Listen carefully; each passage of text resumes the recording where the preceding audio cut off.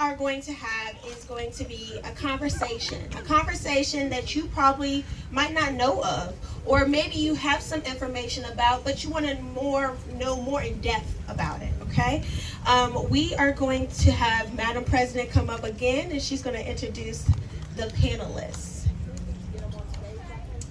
Yes. Where are my interns? So for our interns and help some of these. We've got to get them on stage. Right. So as they are coming forward, I just want to make sure everyone knows that the train station is available. Okay. Class of 2025. So they just graduated.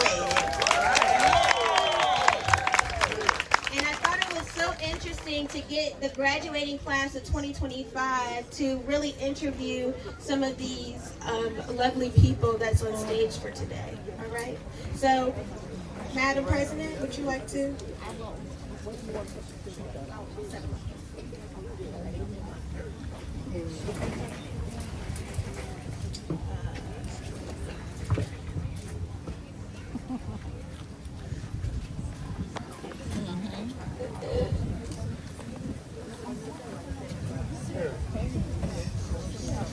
I'm gonna drive home. I'm gonna be like, is it in my bag? It was one of them.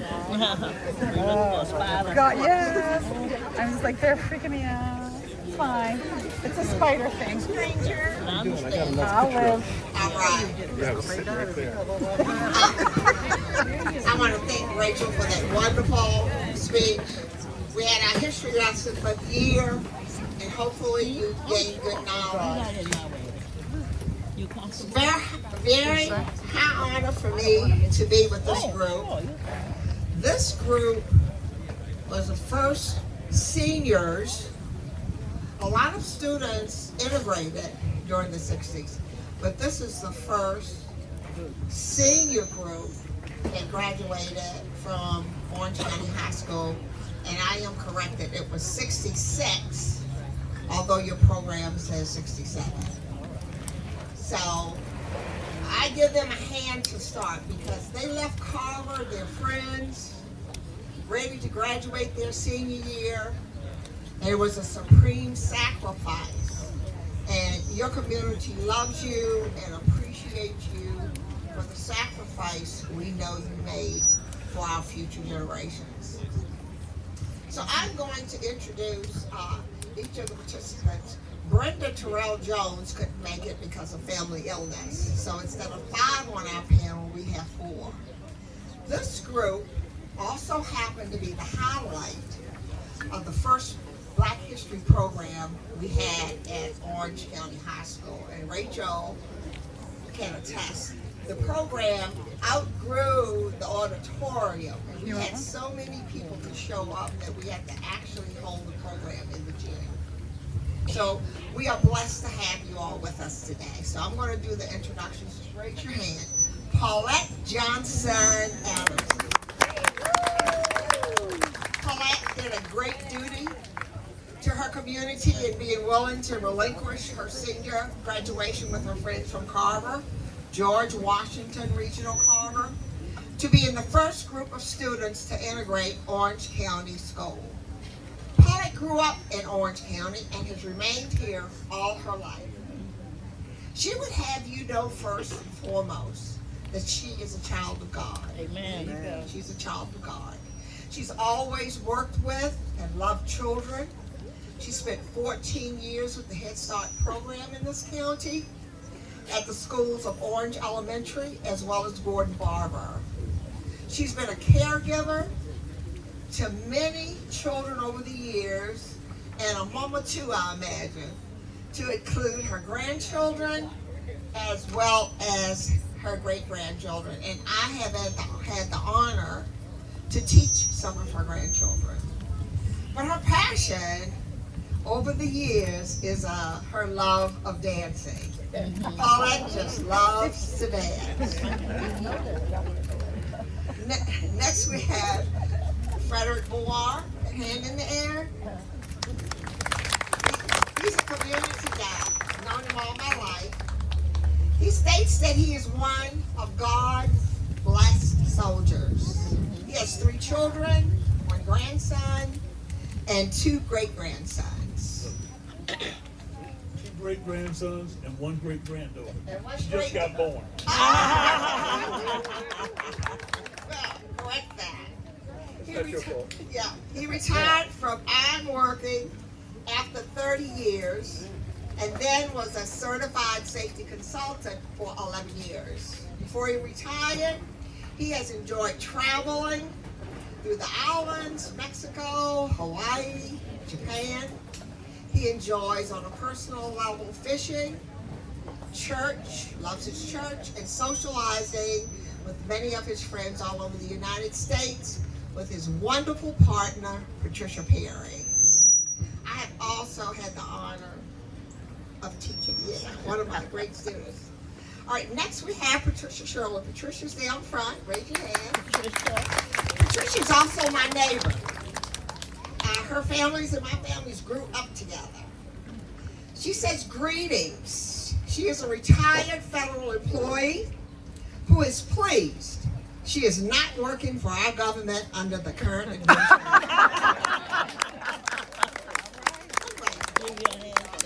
She worked for 40 years for the federal government, retired in 2008. She has retired and returned to her hometown here in Orange, Virginia. And she enjoys spending her time reading, attending church, and talking, listening to music, and remembering life with former co-workers and old friends. Now, Patricia has penned a book which speaks with her upbringing and her work life. We have it here in the park on display if you are interested in purchasing a book, and I think there are about 20.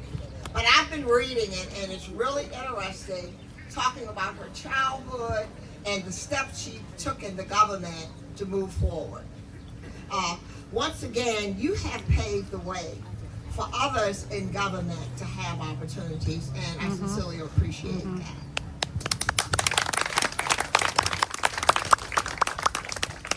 We also have with us Ada Summers, Reverend Ada Summers, Reverend Pastor Summers. Her book is on display also. When I hold her book up, it's called The Big Itch. This is part of her description of herself as author of her published work. She details her faith journey in conquering cancer, not once but twice. Wow. God is good. Amen. Reverend Ada L. Smith Summers, a dynamic, spirit-filled preacher and teacher, is the former pastor of historic Mount Zion Baptist Church in Madison County, Virginia. Her journey has been historic, being the only female pastor installed at Mount Zion, as well as within the Wayland Blue Ridge Baptist Association.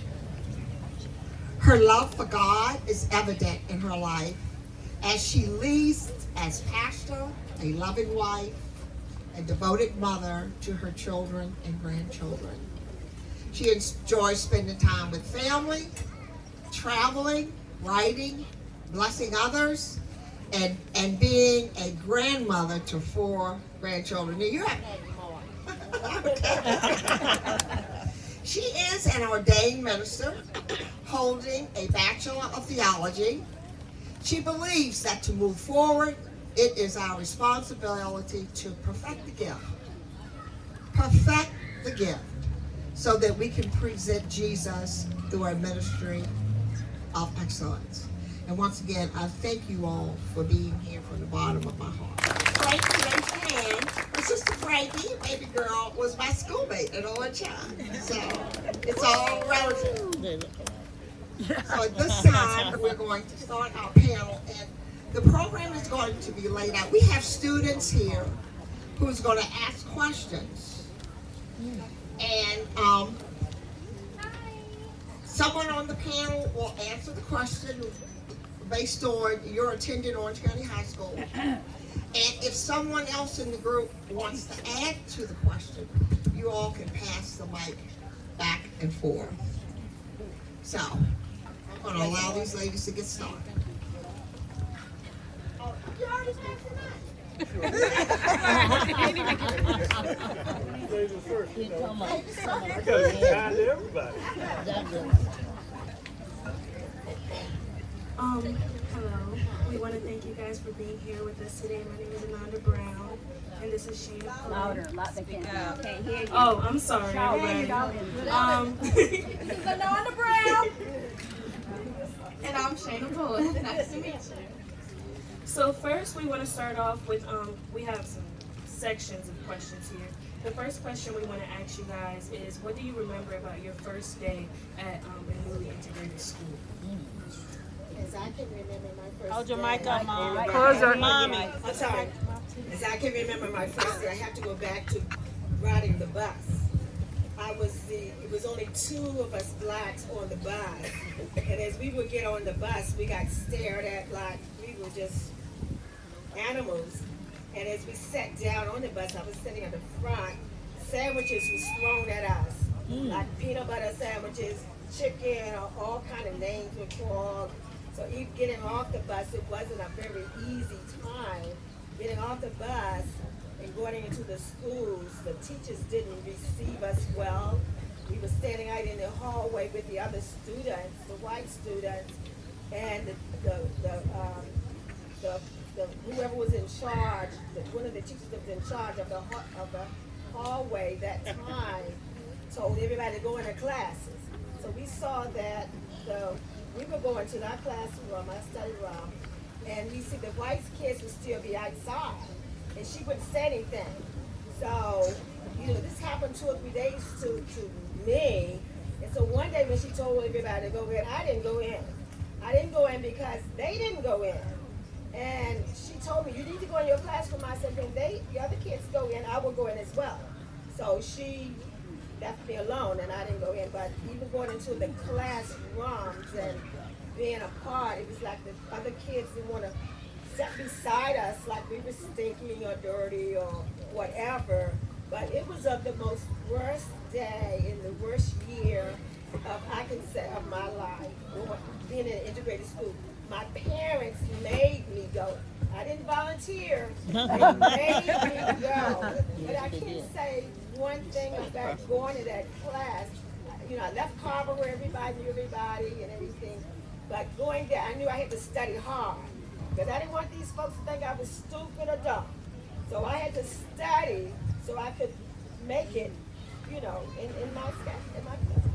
Amen. My experiences, I started out going to summer school, so I was one of the first to ever enter the school with Roger Walker and Oliver Kelly. We were the first 3 blacks to go into the school due to Miss Gussie Taylor. She thought it was wrong that we could not go and finish if we needed help, so we wouldn't have to repeat a grade. So that's how I started. Then I went back because I got tired of riding that bus to Culpeper every day. And I live right here in this area where I could walk to school. So I didn't have any, I had only one problem at that school, and I took care of that.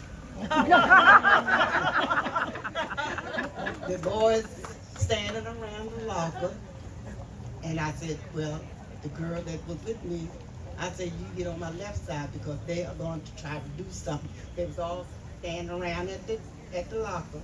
So when we got even with them, they pushed, one of them pushed somebody into us, and I just like to turn around and push them back in the locker. And I said, I bet you won't put your hands on me anymore. And I went on around the corner. And I didn't have any more problems after that. Well, I guess I gotta say something that a lot of people knew. I'm Ruth Smith's son. So the Ruth Smith came out of me the first day. So step up, step out, and do what you gotta do. And that's the way you, first thing, in order to have friends, you gotta act friendly. And she taught us that. And that's the case in anything, because wherever I go, I first got to show myself friendly, and people will come to you. People that hate everybody else, people that hate you will come to you. So there are objectives in life, and I've been all over the United States. And I had one little incident down in Texas where this little short guy, he was the boss, and I told him on Monday when I first went to the job, I said on Friday, on the next Tuesday, I'm going back to DC. I said, I want my check on Tuesday. So he said, well, I'm gonna tell you like this. The check you get from Friday, from today to next Saturday, you'll get the following Friday. I said, okay. And the check that you get from Sunday to Tuesday, you get the Friday after that.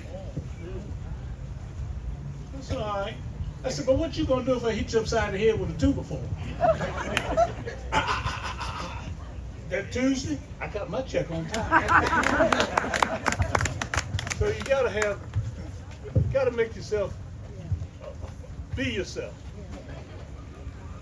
First day or the last day. My experience was a little bit different. Little closer. Riding the bus wasn't so bad. I think because we grew up with some of the kids in the neighborhood, and they did not want to sit beside you on the bus. But that improved as the year went on, and didn't have any issues with any of the students. Some of the teachers accused me of cheating. I remember I loved government and I loved English literature. And in government, I was sitting near the front. I had issues with my vocal cords. And the person that was sitting in front of me ended up being the salutatorian for the senior class. So of course, they considered her smart. So the first class test we had, I got 100%, and I think she got like 90 or something. And my government teacher assumed that I had cheated from her because I was sitting behind her. And so the next day, she said, Patricia, move in front of her. And the next Friday, when we had our little exam, I still got 100%. So the only issues that I think that I had was with the teachers accusing me of cheating. And grew to some of the students ended up being very cordial and very nice people. Good.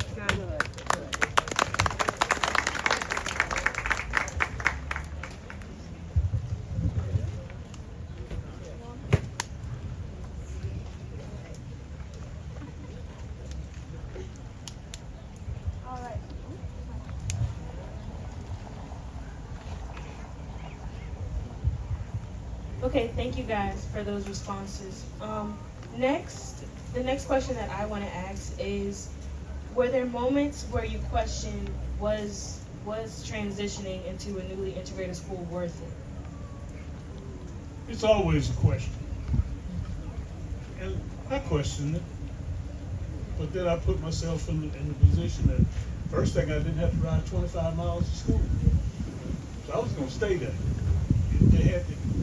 If I had to tie myself to the door, I was going to stay there. But people will make you doubt yourself. But if you keep your hand in God's hand, you don't have to worry about that. No, you don't. Yes, it was worth it for me because, like I said, I live right here in town, and I could walk. I live right up where this road divided. That was my neighborhood. So I could walk to school every day, and I didn't mind because every school I've been to from we didn't start in no kindergarten. We started at first grade when I was going to school, and I had to walk all the way up the railroad track, all the way up to the hill to get to school, when all the schools that I was in my reach that I could have gone to, but it wasn't possible at that time. So I dealt with it, and I just went with the flow until things changed, and I didn't have any trouble after that. To me, I didn't realize it wasn't worth it to me because of the way I was. I don't know why they picked me or chose me to treat me so bad. I didn't think it was worth it. We were, at the school, even the group of us would stand in a corner, and they would write with popsicles and niggers on the ground, and stuff like that. But after I got into the school and got into the classes that I was taking, and realized that those classes that we had at Carver was not the same that they had at that school, at Orange County High School. Because we were always a year behind, our books was a year behind the books at Carver. The books at Orange County. So we was always behind. So in the end, I realized it was worth it because I learned more because of the studies they had ahead of us. It was always like they was, that community was trying to keep us behind time. And so even getting into Orange County and learning more than what I was learning at Carver I realized as I left the school that, I could get better jobs with what I've learned, and I could do better. So at the end for me, after I realized and got grown and left and going into the workforce, that it was worth it. But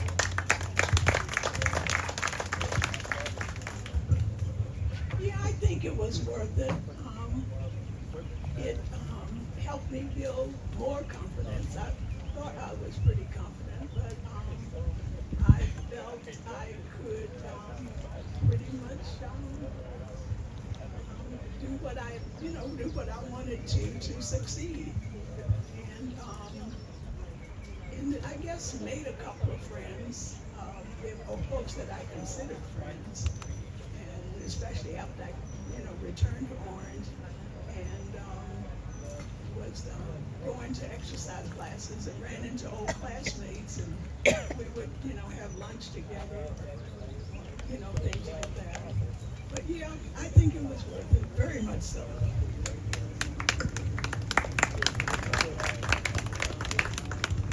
You have to bring it back to me.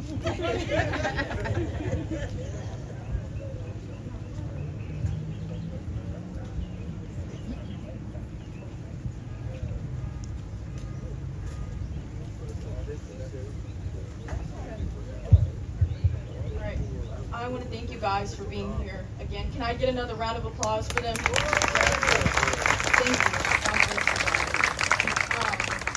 So I wanted to know, were you allowed to participate in any club, sports, or student government during your time at Orange High School? Yes, I played on the basketball team in the second half of the year, and I was part of the pros and poetry. I went to the state for public speaking. So, you do what you want to do. I'm not a great scholar, so that's the only reason why I wasn't in the honor society. But I was an honest person. Well, I chose not to do any of those activities. I was there just to learn and get out of school and pursue my life any way I wanted to. So no, I did not get into any clubs. And I'm in agreement with her. I didn't get into any clubs either. It's because I would have been the only black student.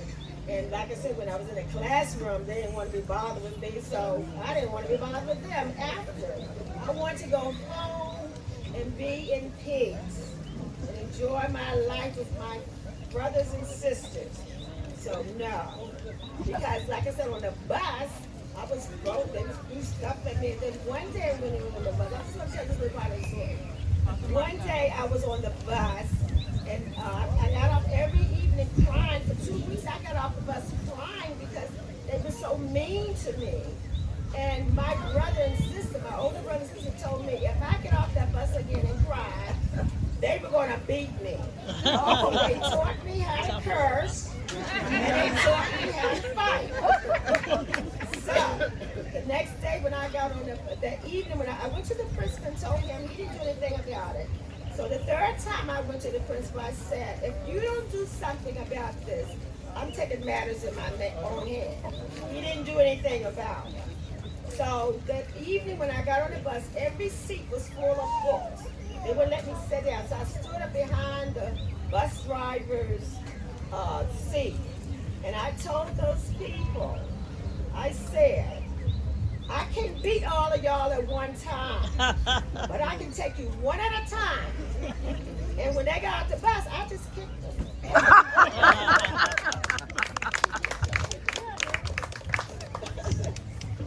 No, I didn't join any of the clubs, and mostly because I wasn't sure I was going to get home. My dad was working, work late, and it was 17 miles from school to home, so no, I did not join any clubs.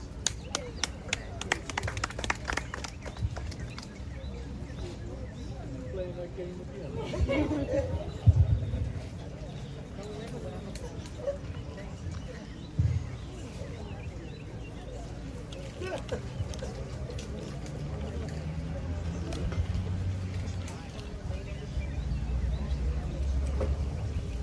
So our next question for you guys is community.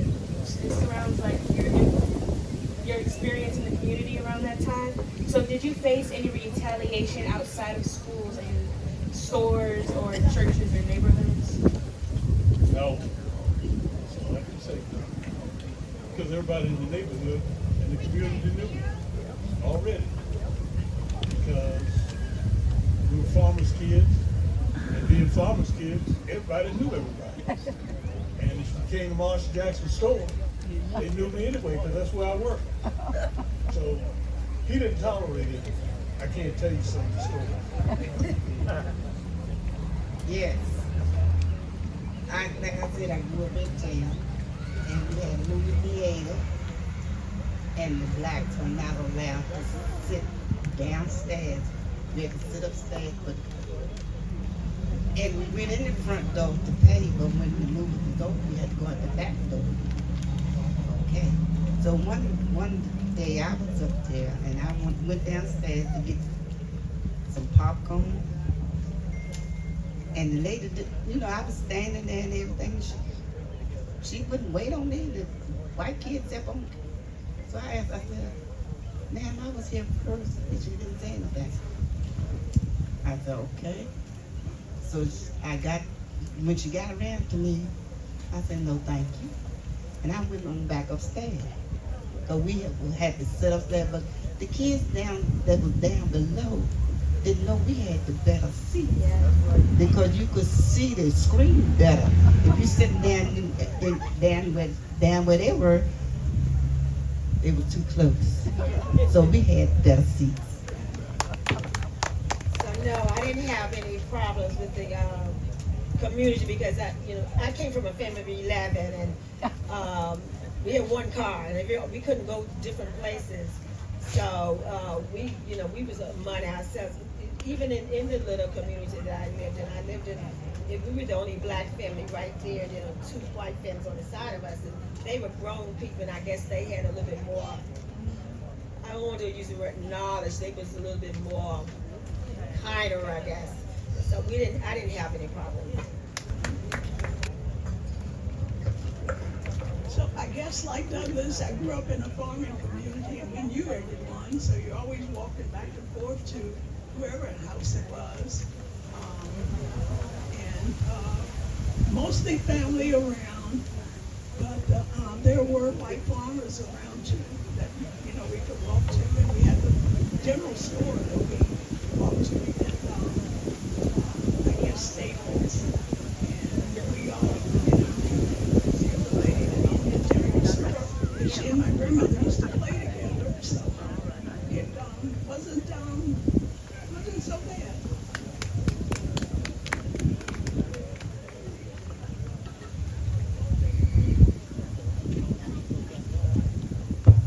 Alrighty. I do want to ask, how do you think your experience shaped you to who you are today as an adult? I think just gave me more confidence in doing what I needed to do to get ahead. And like I said, made many friends of different races, ethnic groups outside of school once I got out of school. So I think it just made it easier to deal with, life, whatever.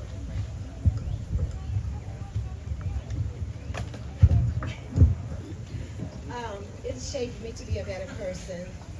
I'm a loving person, and it made me learn to love people regardless of what color or who they are. And it made me more confident in who I always had confidence. My mom made sure that we knew who we were. So I always had confidence in myself. So like I said, I learned to love people. I learned to look at them in situations. Everybody have different situations in their lives, and we don't know what caused people to act the way they act. So when we begin to show love to people, in return they'll show it back to us. And I worked with a lot of different group of people, most majority white, and we did things together. So yes, it made me learn more about who I was and who people are, and to appreciate who they are. I grew up, right, like I said, around here, and I was a babysitter because I had a big family, and I had two sisters and 4 brothers, and I was the third child. So I got the deal of babysitting all of them and all of my cousins. And I went into babysitting for everybody that was in Orange County that I knew, black or white. I've taken care of kids all my life and still am. But I had a good life. You know, we were poor, but we didn't know we were poor. We didn't know any better. But we always had food, clothes. We didn't have all the stuff that the kids got there. I didn't even have electricity in my house until I was 13. Wow. We had those oil lamps, and my sister and my cousin did hair. We didn't have to go to no beauty shop. They put them straightening combs down in them lamps. Curl your hair, and we looked just like everybody else. Well, to say mostly, I had fun most of the time. Through it all. Because when you go through adversity and you come out of it, you're able to go to the next adverse situation. And that's part of life. And once you learn that, you can go places, do things, meet people, see people, understand people, and learn things that you never thought you'd learn. And my mother was the worst one for it. Because she'd be on our case all the time. But that was her. But she was harder than any white person ever was. So don't even try. So anyway, it was good to go through adversity and come out smiling. Because that's why I smile today.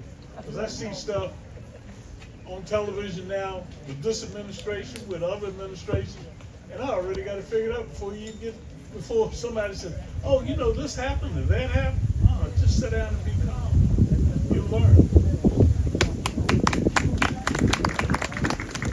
I had 2 things that I put that we, the 5 of us, received from awards we were presented to us from Ruth Lewis Smith to the NAACP, and Miss Ruth Lewis Smith was the president, and she presented all 5 of us with a award of recognition. And this one said, presented to Paulette Johnson Adamson, one of the first African American students to integrate Orange County High School in 1965 and graduated in 1966. And this was presented to us March 17, 2007 by the Orange County branch NAACP with Ms. Ruth Lewis Smith as the president. And anybody see it, and this is what, so like I said, this is what got me accomplished. This is my accomplishment. And then I went into substituting after all of my kids, my grandkids went to school. My oldest daughter was working at the school board office, and she said, "Mom, why don't you go to Southern?" I said, "I don't know," but I went and applied for the job. And after they ran the background check, my name went up on the board. And by my name, last name beginning with A, I got called 2 weeks later, and I served until 2014. And I've been to Lightfoot, Prospect Heights, Gordon Barber, and Unionville. Yeah,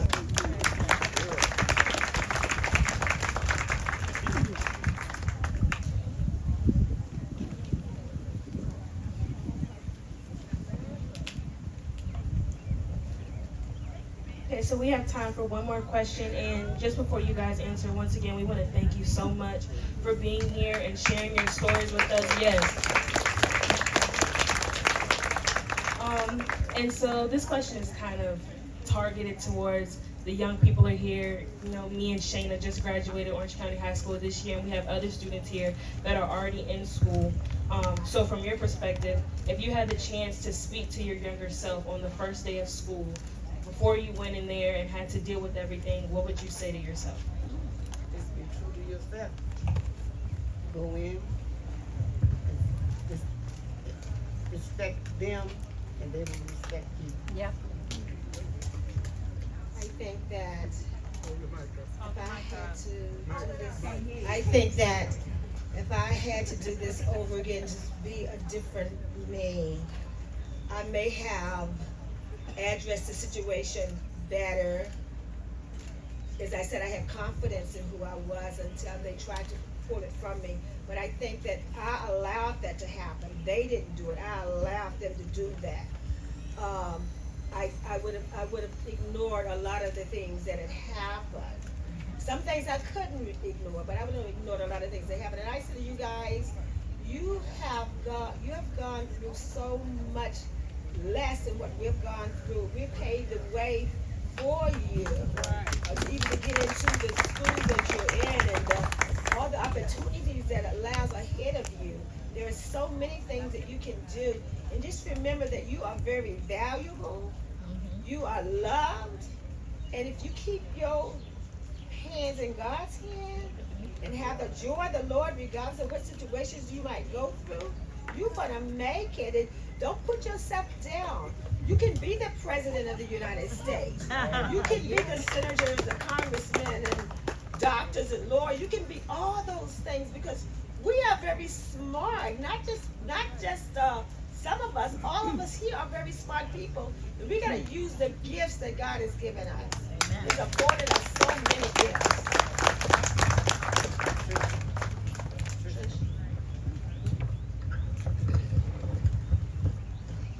Well, I think I would have told myself, well, you'll meet new people, you'll learn new things, and just kind of, soak it all up. And, and keep moving forward. And niece now, she has come so very far. She is pretty much my only niece, and she is now working on her PhD in psychology. So we've come a long ways, very long ways. And I am proud of the many things that I have accomplished. And I guess I'm glad I transferred to Orange. It worked out quite well.